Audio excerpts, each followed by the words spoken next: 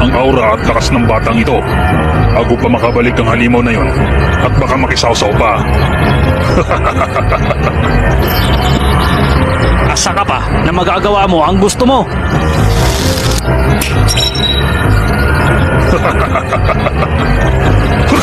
Oh. Nawala. Naglaho siya bago ko pa siya maabutan.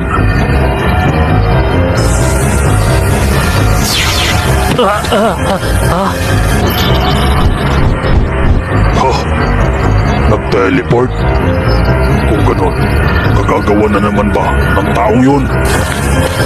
Ang papanigon. Nagawa niya kong iteleport dito. Makinig ka, Killua. Huwag mong hahayaang matamaan ka ng kanyang pisikal na atake dahil may kakayahan siyang humigop ng aura at lakas sa pamamagitan lang ng kanyang simpleng atake. Ang taong yun, malapit na ako mabuisit sa kanya.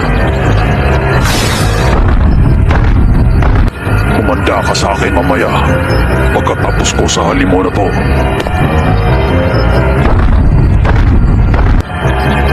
Gaano na nga ba katagal ang una naming laban? Dekada? Isang siglo? Hindi. 2 siglo na ang nakalipas nung una naming laban. Ang panahon kung kailan ko nagamit ang buo kong lakas.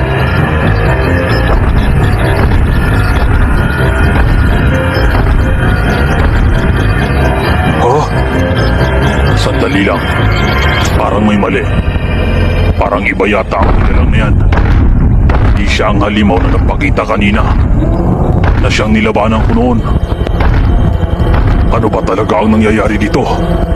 Bakit bigla na lang nawala ang presensya ng halimaw na yun? Kung saan naroroon ang nilalang na yan? Oh, isang tao!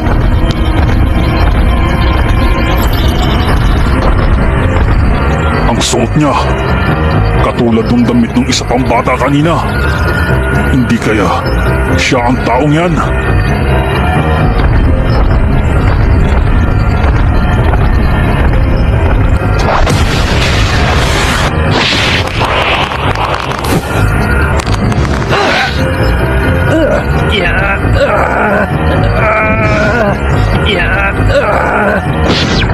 Jacken!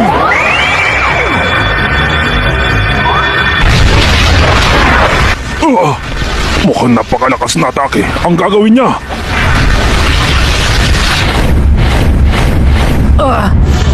Jacken! Gamit ang kaliwang kamao niya!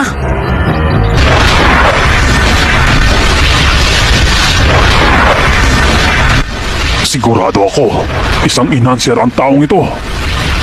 Subukan mong sanggain ang isang ito. Napakalakas, kaya hihigupin ko ang lahat ng yan mamaya.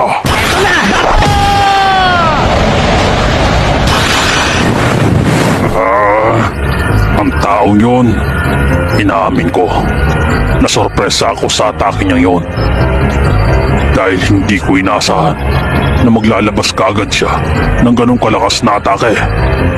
Ning hindi man lang nag-alinlangan na gumamit kaagad ng malakas na kapangyarihan. Pero ganun pa man, tama nga ang hinala ko kanina.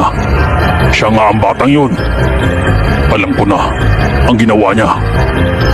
Ginawa niya ang panatasanin na ang pagsasakripisyo para lang makamtan ang malakas na kapangyarihan na ninanais niya, na siya namang tataglayin niya rin sa hinaharap na siyang hindi kakayanin ng bata niyang katawan sa kasalukuyan. Kaya naman, kasabay sa panata ang paglaki at pagtanda ng kanyang katawan. Pero hindi kasali sa panata na isama ang mga natututunan niya sa karanasan sa pakikipaglaban. Kaya ang tanging taglay niya lang ay ang malakas na kapangyarihan at batang karanasan.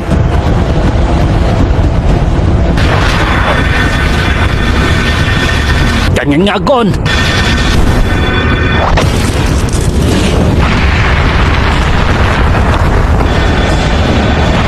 Kumanda ka sa akin ngayon!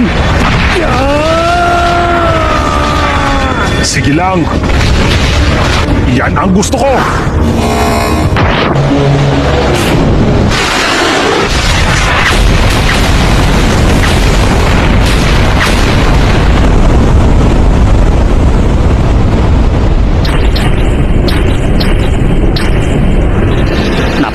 niya nga talaga. Alam ko namang noon pa lang ay ubod na talaga ang kanyang lakas. Pero hindi rin biro ang lakas na kapangyarihan na ginawa ni Gon.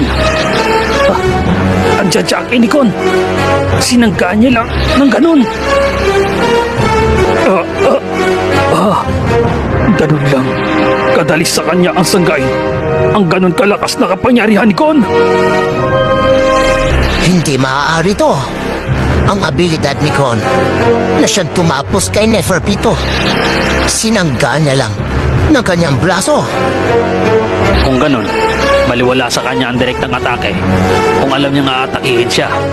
Sa pagkakataong ito, ngayon ko kakailanganin ang tulong nila. Kaya naman nahahayaan ko muna na sila ang lumaban para mapag-aralan ko ng gusto ang mga kilos at ang mga kaya niya pang gawin.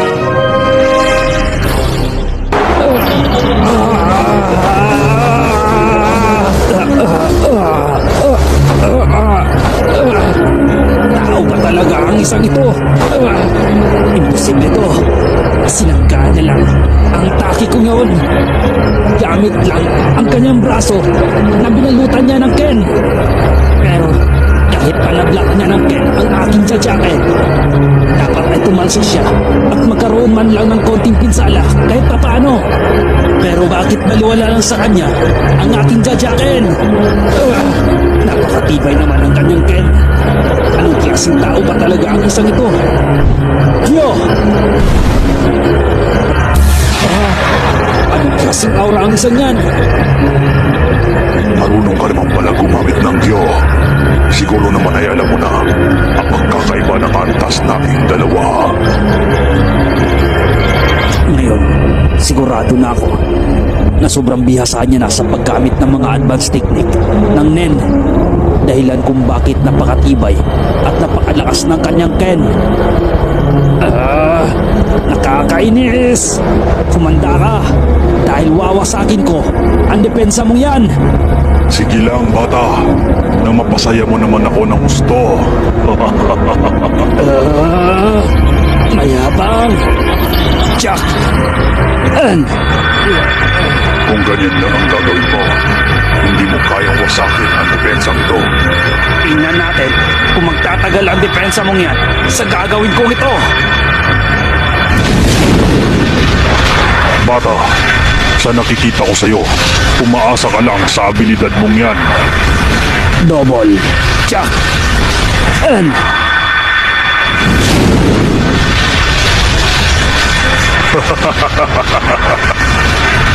Lumaki ka nga at sapat na ang iyong gulang para makamtan ang malakas na kapangyarihan. Pero halatang masyado pang bata ang iyong karanasan sa totoong laban dahil sa estilo mong makipaglaban. At sa edad mong yan, dapat na-discovery mo na ang sikreto at tamang paggamit ng iyong kapangyarihan at kung ano talaga ang kaya nitong gawin. Sayang lang, dahil kung alam mo lang sana ang pamamaraan na yun, ay siguradong labis ang kasiyahan ko ngayon.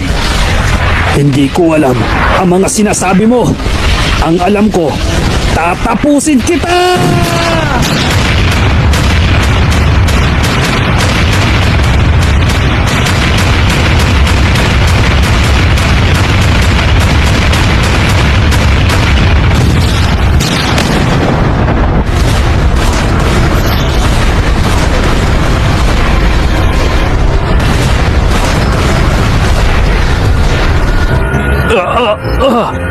Hindi ako makapaniwala.